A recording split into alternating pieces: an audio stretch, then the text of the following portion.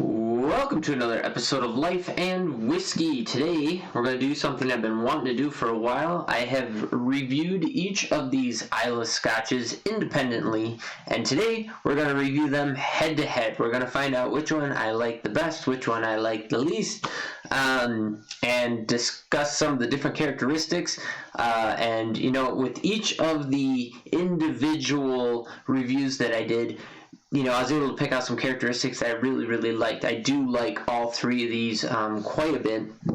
In my mind, I think I like the Lagavulin 16 better. Unfortunately, that is the more expensive one. It is a little bit older than these other two, but maybe in a head-to-head comparison, maybe the different flavors going head-to-head in an A-B type comparison, I will be able to find something a little bit different, or maybe one I will like a little bit more than the other. You know, you never know. So by doing an A-B comparison, you're not just going blindly into something. You'll have, you have something to compare it to, so you might be able to say this one's sweeter than that, or smokier than the other, or whatever. So let's get into it and see what we can figure out. So we have two 10 years, so we have the Ardbeg 10 and the Laphroaig 10, and then we have one 16 year, which is the Lagavulin 16. Now, there is a bit of a price difference here as well. So the most expensive is the Lagavulin 16 here locally in Wyoming, $89.39. The Laphroaig here locally, $54.69, and the Ardbeg, $49.29. So a little bit of a difference in price, approximately, what, $40, $35, something like that. But you know what? I know for a fact I like all three. The price isn't going to influence my opinion of what I do like the best. The age statement's not going to impact that either. I just know that the first time I had the Lagavulin, I was able to pick out not only the smoky brininess, which I really liked, but there was also this really nice middle sweet fruit note. And I found a little bit of that in the Laphroaig as well, and I didn't find hardly any of that in the Ardbeg. So it'll be interesting to see which one presents with some more of that type of characteristic, or at all when you go head to head. So let's pour a little bit of each into the Glencairns I have before me here. And one thing you'll notice looking at them comparatively is that there is a significant difference in color, with this Ardbeg here being the lightest in color. So just take note of that when you see these next to each other here. And I'll kind of hold them up for you. You can get to see the packaging with each as well. And I am a fan. I just think they look very nice comparatively. So just right there, you can probably see just how big of a difference there is between the Ardbeg here and the Laphroaig. And then we'll add the Lagavulin here. Now the Lagavulin is just all around a nice classy whiskey. Actually, I guess you can say that about all these as well. But you can see quite a bit of color difference from one to the next. Just for comparison here, as far as ABV, the Lagavulin is 43% or 86 proof. The Laphroaig is, does it say on... The Laphroaig is also 43 or 86 proof, and the Ardbeg is... The Ardbeg is actually the highest in alcohol. It is 46%, which makes that a 92 proof. But just for comparison there, you can see that the Ardbeg is indeed the lightest in color, or at least I hope you can see that. Let's see what I got for something here to kind of put behind it here, but hopefully you can see the Ardbeg is lightest in color, and then the Laphroaig, and then the Lagavulin. So these two are both 10 years, the Laphroaig in the middle, the Ardbeg on the right. So it's kind of interesting that being the same age that they actually have such a significant difference in color. So just so you can see these up close, there you go. You can see that this is the Ardbeg in my right hand, and this is the Laphroaig. Quite a difference in color. And then just for comparison, here's the Laphroaig and the Lagavulin. I'd say it's 50. The Lagavulin is probably 50% darker, and then here is the Lagavulin and the Laphroaig, or sorry, the Lagavulin and the Ardbeg. So there you go. So there's color. Out of the three, the lightest in color here, the Ardbeg, that is the highest proof. So let's start. I'm going to start with the Lagavulin and work my way down. I'm going to make the Ardbeg the last to taste, because it's the highest proof and because it is known for being peaty or smokier. So we'll see if that's the case. So here we go. Here's the Lagavulin 16. On the nose, it's oak I said oak. It's briny, it's sea salt, and what I meant to say was peaty. It has that peat smoke forward. But underlaying that, there's like a dark fruit, like a plum or dried fruit. It definitely has a little bit of sweetness in the nose, along with a little bit of an iodine smell, peat smoke, and brininess.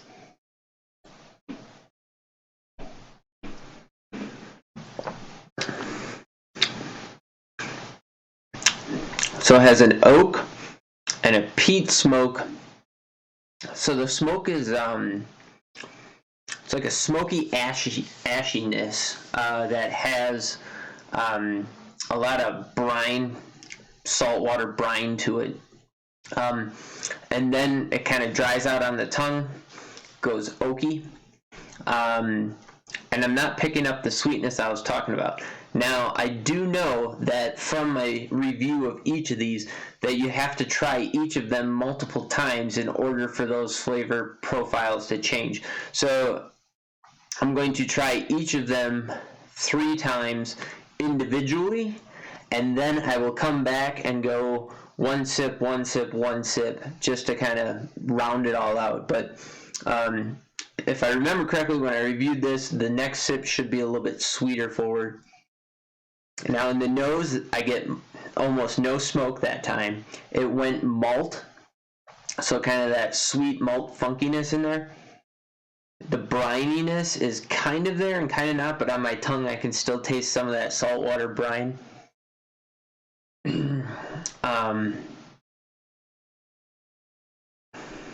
Yeah, the nose just tamped down quite a bit. And like that smoke, the peatness left, that allows me to get back in there and get more fruits out of the glass.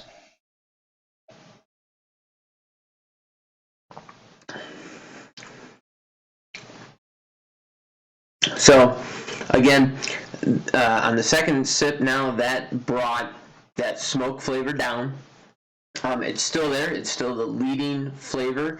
Then it went into a little bit of a dry fruit. It's not very sweet, but a fruit nonetheless. And then it went into an iodine, and kind of rounded out with being on the palate there. There's still a briny, a salt brine through the whole thing. And in the glass now, the nose is just starting to turn malt and fruit.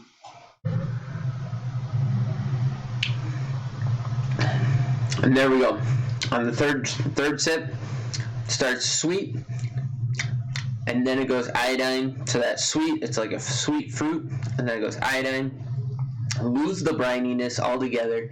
Then it goes, so it goes into iodine, and then the peat and the smoke and the ash is on the back end of the flavor profile there on the third sip. So a lot of the same flavors are there, and now like the aftertaste is like tobacco.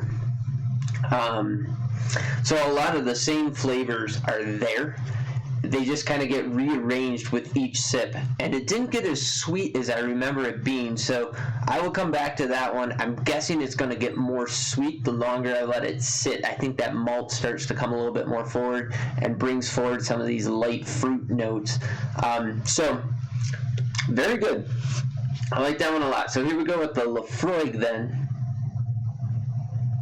And I know for a fact that now, having had the Lagavulin, that this Laphroaig is now different, because right now, just a hint of smoke on the nose, but it's, you know, just a little bit of peat, little earth, but it's almost all fruit and malt up forward.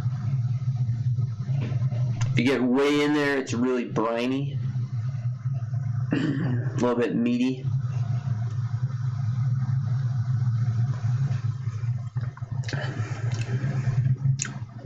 Okay, so AB from Lagavulin to Laphroaig.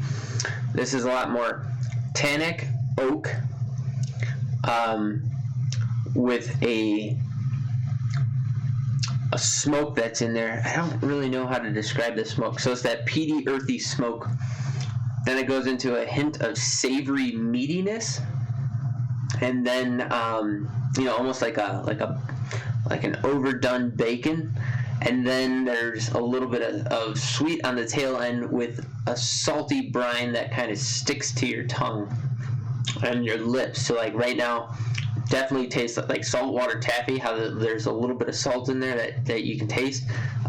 That's what I'm getting.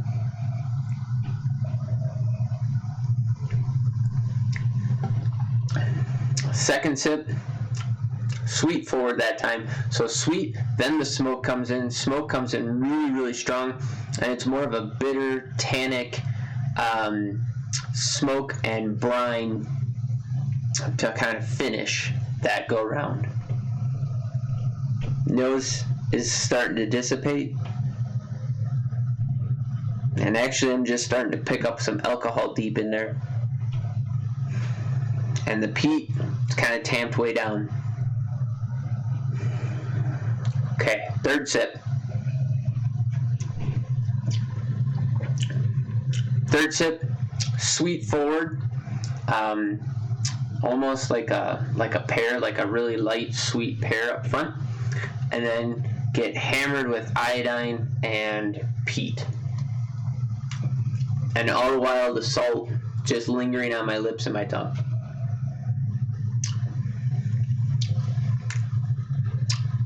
I like it. Okay, into the Ardbeg now. So in the glass, this Ardbeg just smells like malt. No smoke. I mean, like, it almost smells like that naked grouse. That kind of malt. So like monkey shoulder, naked grouse, that really malty, well-rounded. That's interesting. So I don't get any smoke out of this. I get malt, and then I get like fall forest floor. Just that decaying detritus, leaf matter, and a hint of tobacco, which is really interesting. So doing this comparison now, you know, coming off of each of these different whiskeys into the next one, it has changed us completely. Like, I just did the review of Ardbeg 10, you know, a week or so ago. Go back and look at that and just see what I got for notes and stuff out of it. The alcohol is actually tamped down. This almost smelled like, I almost get a little bit of like, not pipe tobacco, but after, like if you've ever smelled a pipe that's been used a lot for tobacco, if it's been cleaned out and it's a little bit older, it kind of has this must to it. That's what I'm kind of getting out of this glass, which is interesting. All right, let's see what we got on the taste here.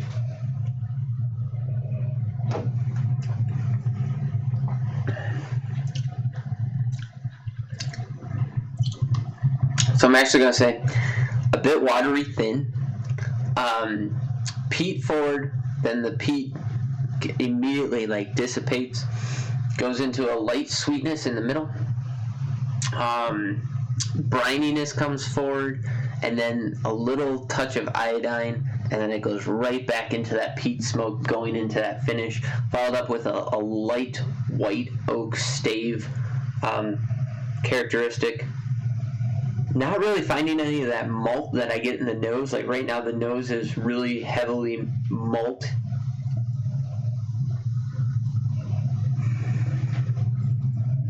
It's very interesting.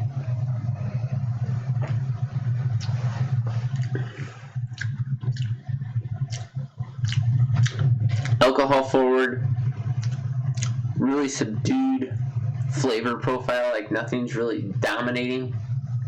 That smoke's coming to the rear, and that salty savoriness on the finish is what's really kind of dominating the flavor profile. Like it rushes through everything and then gets to that point, and then that just sits and lingers. It's very interesting to compare these head to head because I know individually they are very, very different and present differently than the flavors that I'm getting right now. And I find that interesting. And I know that if you sit with all three of these, like say you drink this amount of whiskey over a half hour or so, the flavors and the nose profile change quite a bit, which is interesting. So now we'll do one sip of each of these. So now we get to try the Lagavulin, having had the other whiskeys in our mouth. Remember, we started with the Lagavulin, so we went into that clean. So now that we have other whiskeys kind of coating the tongue and stuff, we'll be able to go into the Lagavulin with a little bit of something to compare it to. So, on the nose,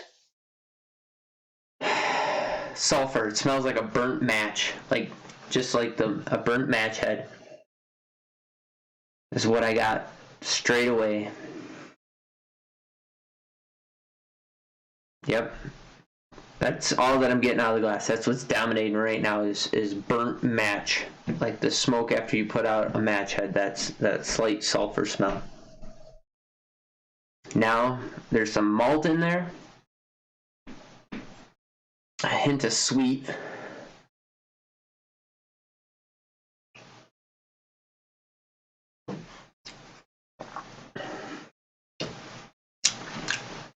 So now it started off with like smoky peatness, then it immediately dropped off that note and went to a light, well-rounded, sweet, light fruit, you know, like an apricot almost, or a pear apricot mix. It's not an apple or anything like that. It's not a very intense sweet. It's very subdued. And then it pushed into more of that peat smoke along with the salty brininess. And kind of all of that flavor profile has a very solid iodine flavor that kind of rolls through the whole flavor profile. Interesting. Okay. Going into the Laphroaig now. On the nose, kind of hints of some sweetness. And oak. Again, the smoke seems to have dissipated out of the nose in all of these. And that might just be because the smoke's up in my nasal cavity, and so because of that, you're not able to get past it, and you get desensitized to it. That could be what's going on here. You know, there's just a couple little flickers of smoke in the back, a little bit of peat in there. Largely, there's not a whole lot going on in the nose right now. I think my nose might have gotten blown out here.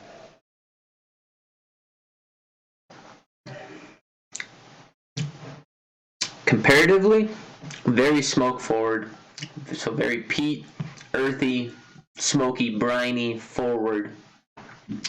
No sweet notes in there at all.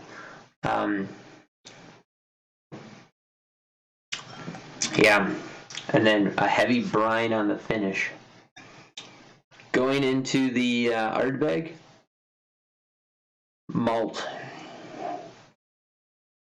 Malt and alcohol is what I'm getting out of this, is malt and ethanol. Very light, crisp alcohol note on that.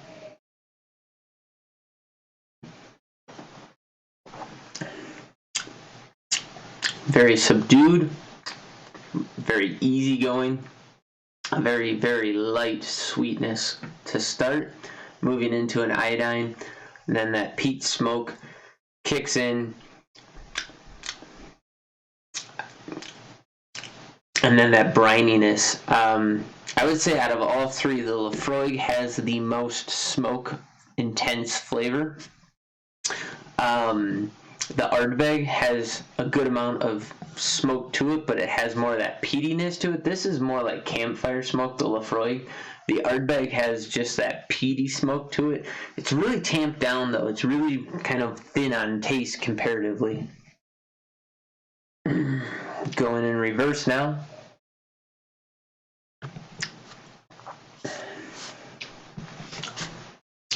That was all just brine and ethanol. Laphroaig. I'm to the point now where my nose has been desensitized. I'm not picking out much of anything out of any of these.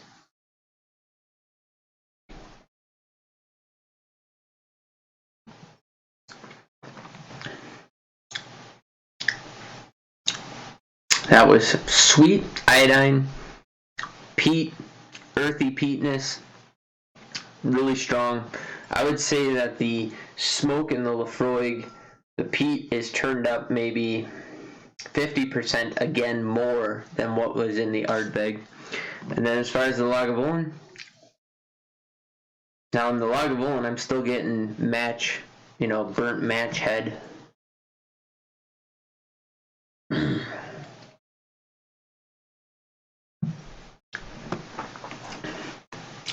Now that time I got sweet.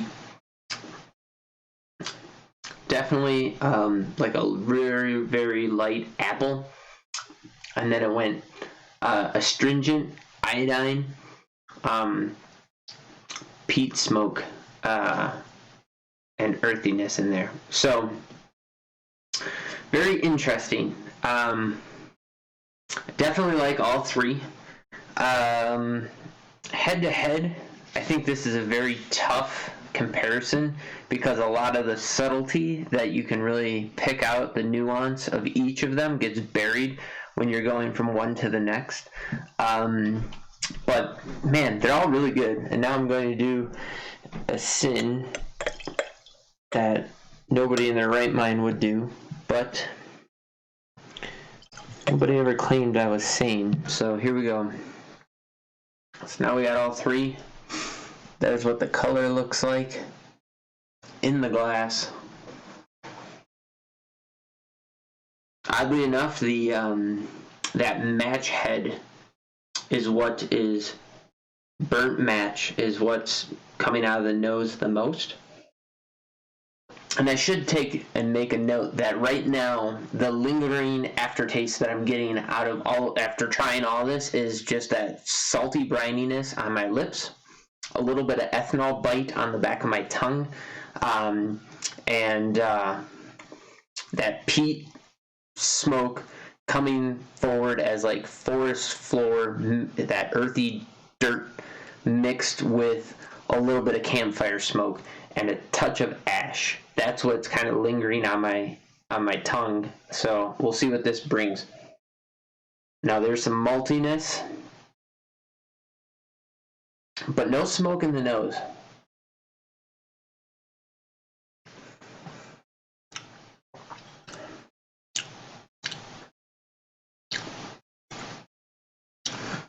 The combination of all three, it's very, very interesting. It is what most people would expect or want out of a blend of whiskey.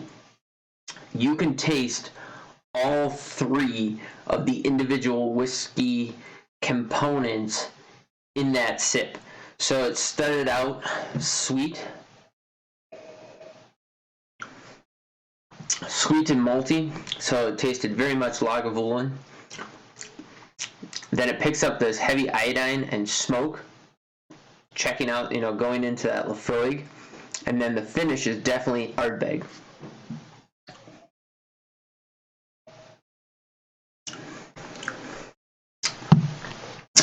Well, there you have it. There's my head-to-head comparison of the Lagavulin 16. Here, we'll put these up here like this. Lagavulin 16, Laphroaig 10, and Ardbeg 10. Islay Scotch Whiskies. They're all extremely good. And I highly encourage you, if you're not peat fan, if you're not an Islay fan, to at least go to a bar and try them. And if you're unsure whether or not you're gonna like it, because they are kind of harsh flavors. If you're unaware or unsure, try and get just a neat pour of it sometime and just sit with it and explore it. I guarantee you won't be let down. It's definitely very different than any other whiskeys, whether you're a Scotch fan, a bourbon fan, a rye fan, whatever. Islay whiskeys and that peat smoke ashiness is so far different than any other whiskey category that it's worth at least checking out sometime. So go give it a try. Roughly $50, $55, and $90 for each of those. So maybe you don't want to get a bottle, but definitely get a glass, get a neat pour, and treat yourself. Have it with a nice meal and see where that gets you. And anyways, fan just kicked on for the furnace, so I think that's where we're going to leave it. If you haven't already, please like and subscribe. Thanks for watching. As always, have yourselves a great day.